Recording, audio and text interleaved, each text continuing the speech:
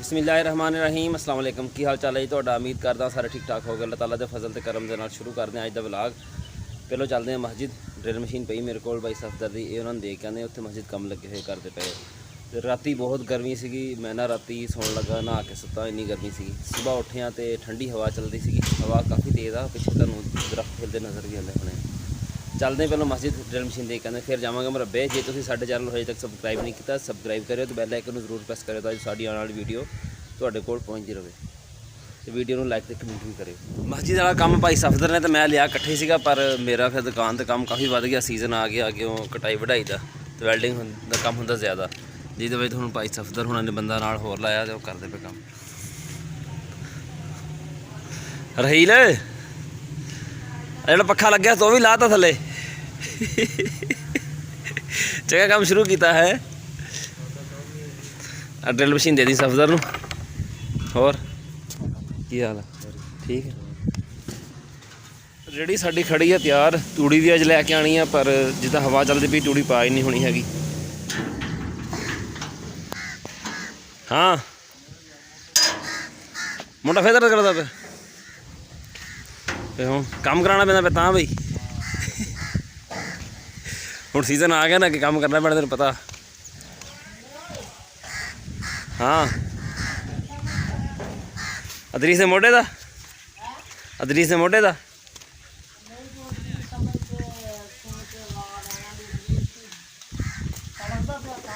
नहीं नहीं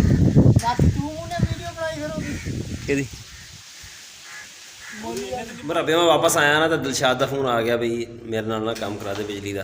तो बिजली है को नहीं सी घर, दुकान का काम है को नहीं सीगा। फिर मैं आ गया इधर। दिलशाद लगे इतने बनता पाया मस्जिद तो मदरसा, एक पीर साहब बनाते पे, तुहानूं मैं दिखांदा काम सारा। दिलशाद लगे शीटां फिट करता पाया है, मैनू लाया है इन्हें लाइटां लाउण ते, कहंदा लाइटां ला सर के तू। ये मदरसा वा सारा, तो वो सामने मस्जिद बनती, वो सामने खड़े पीर साहब।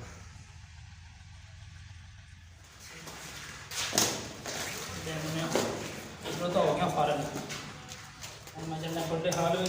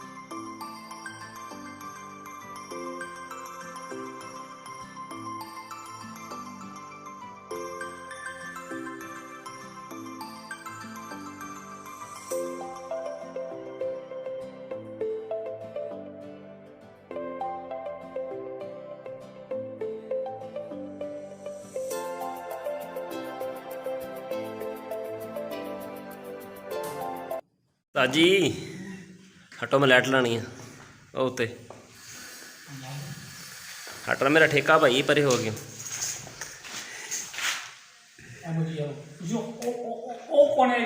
वो लाख में चल जाऊंगा ना उधर, फिर मैं कमरे से।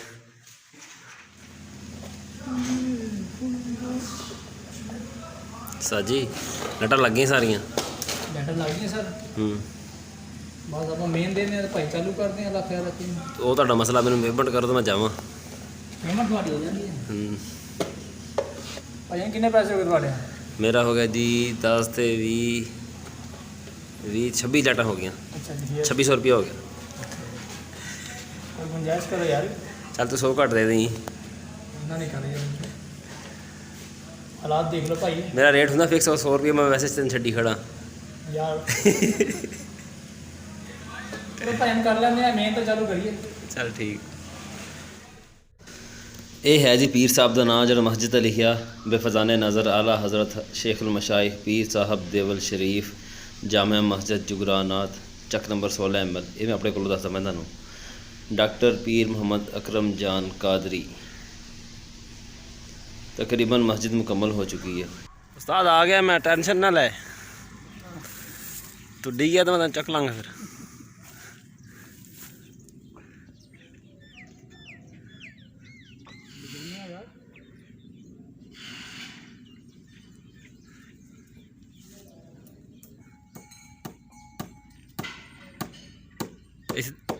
इत्थे तक जमीन हिलती पई है किल ठोकदा दे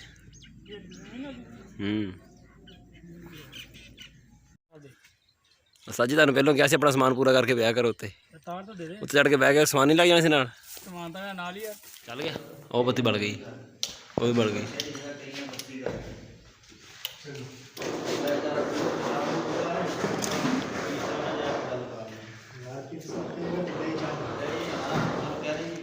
ਡਿਮਰ ਨਾਲ ਮਠੀ ਹੁੰਦੀਆਂ ਇਹ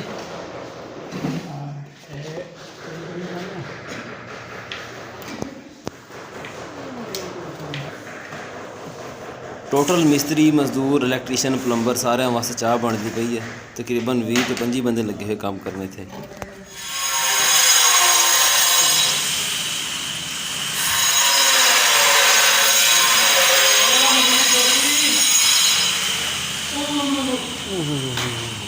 गर्मी में गर्म कर रहे हैं आप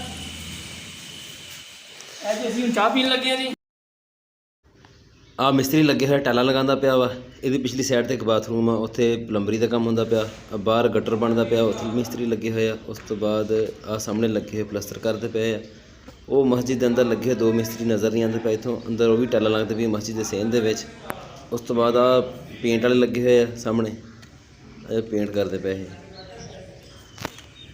ਉਸਤਾਦ ਤੂੰ ਮੇਰੀ ਇੱਕ ਗੱਲ ਵੀ ਕੋਈ ਨਹੀਂ ਮੰਨਦਾ ਪਿਆ ਹੈਗਾ ਤੇ ਮੈਂ ਚੱਲ ਜਾਣਾ ਨਹੀਂ ਨਹੀਂ ਅੱਗੇ ਨਹੀਂ ਰਹਾ ਖੜਾ ਬਾਹਰ ਰਾਤ ਹੋ ਗਈ ਤੇ ਕੰਮ ਤੇਰਾ ਰਹਿ ਜਾਣਾ ਸਾਰੇ ਵਿੱਚ ਹੀ ਜਾਓ ਲੱਗੇ ਜੀ ਤੂੰ ਗੱਲ ਮੇਰੀ ਮੰਨੇਗਾ ਫਿਰ ਮੰਨੂਗਾ ਚੱਲ ਠੀਕ ਉਹ ਤਾਂ ਖਿੱਚਣਾ ਫਿਰ ਮੰਨੂਗਾ ਕੰਮ ਅਸੀਂ ਪੂਰਾ ਕਰਕੇ ਆ ਗਏ ਹਾਂ ਘਰ ਕੱਲ੍ਹ ਨੂੰ ਹੈਗਾ ਹੁਣ ਇਹਨਾਂ ਦਾ ਇਫਤਾਹ ਵੀ ਤੁਹਾਨੂੰ ਦਿਖਾਵਾਂਗੇ ਸਾਰਾ ਬੜਾ ਵੱਡੀ ਮਹਿਫਲ ਸ਼ੈਫਲ ਹੋਏਗੀ ਤੇ ਇਹ ਸੀ ਸਾਡਾ ਅੱਜ ਦਾ ਵਲੌਗ ਤੁਹਾਨੂੰ ਕਿੱਦਾਂ ਦਾ ਲੱਗਾ ਕਮੈਂਟ ਵਿੱਚ ਜ਼ਰੂਰ ਦੱਸਿਓ ਦੁਆਵਾਂ 'ਚ ਯਾਦ ਰੱਖਿਓ ਅੱਲਾ ਹਾਫਿਜ਼